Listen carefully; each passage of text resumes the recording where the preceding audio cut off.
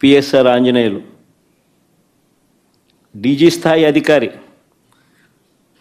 ఈయన మాట వినకపోతే తప్పుడు కేసులు పెట్టి అరెస్ట్ చేశారు.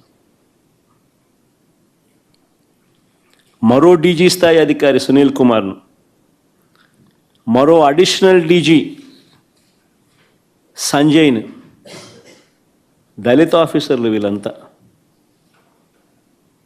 ఇంకొక బీసీ ఆఫీసర్ ఐజీ కాంతి రాణా టాటాను,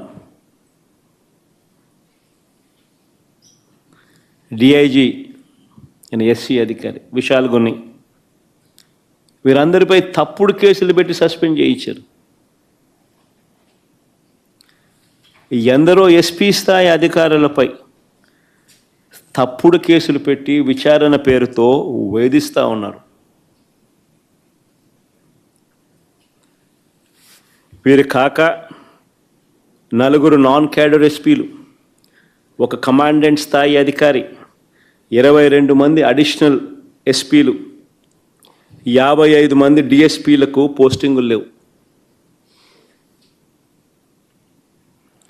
మరో 6 డిఎస్పీలు, 3 అడిషనల్ కమాండెంట్లు, 2 అసిస్టెంట్ కమాండెంట్లు కూడా హెడ్ క్వార్టర్లో రిపోర్టింగ్ చేయిస్తూ ఉన్నారు.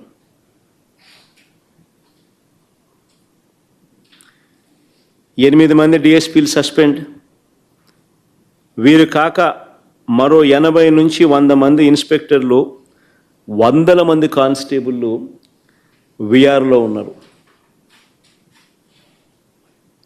చంద్రబాబు నాయుడు గారి మాట ఎవరైతే వినరో వారి పరిస్థితి ఇది. రాష్ట్రంలో ఎంతటి దుర్మార్గపు పాలన నడుస్తూ ఉంది అని చెప్పడానికి ఇవన్నీ కూడా ఉదాహరణలు.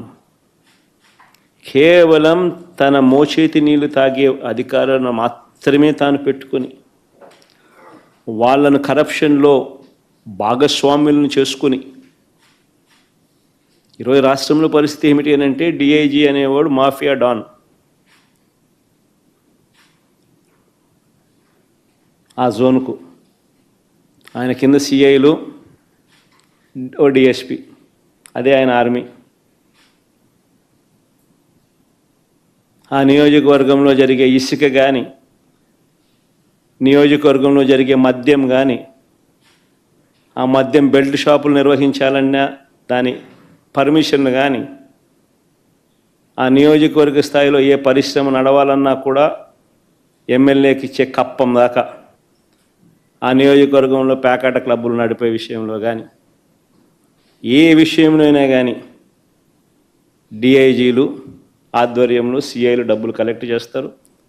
వీళ్ళు ఎమ్మెల్యేలకు ఇస్తా ఉన్నారు రివర్స్.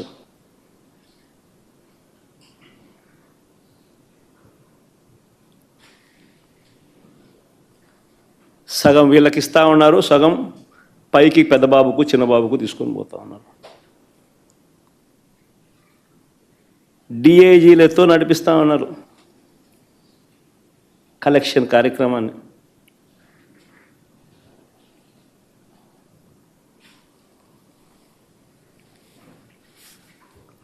ఇవన్నీ చూసి భరించలేక కొంతమంది ఐపీఎస్ అధికారులు ఈ మధ్యకాలంలోనే చూసాం.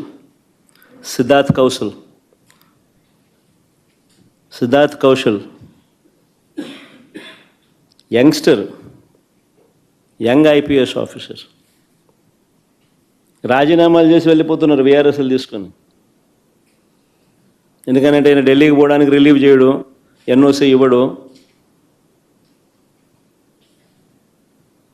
సో ఇక్కడే ఉండి ఈయనతో వేధింపులు ఎందుకు అని చెప్పి ఏకంగా రాజీనామాలు చేసి వెళ్ళిపోతున్నారు విఆర్ఎస్లు తీసుకొని.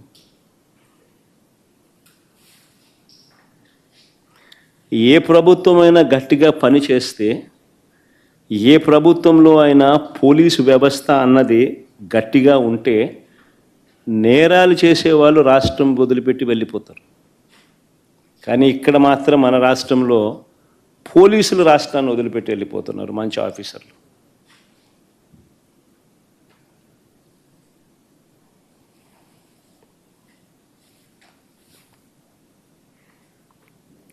నేను అడుగుతా ఉన్నా, చంద్రబాబు నాయుడు గారు ఇన్ని సంవత్సరాలు 45 ఏళ్ళ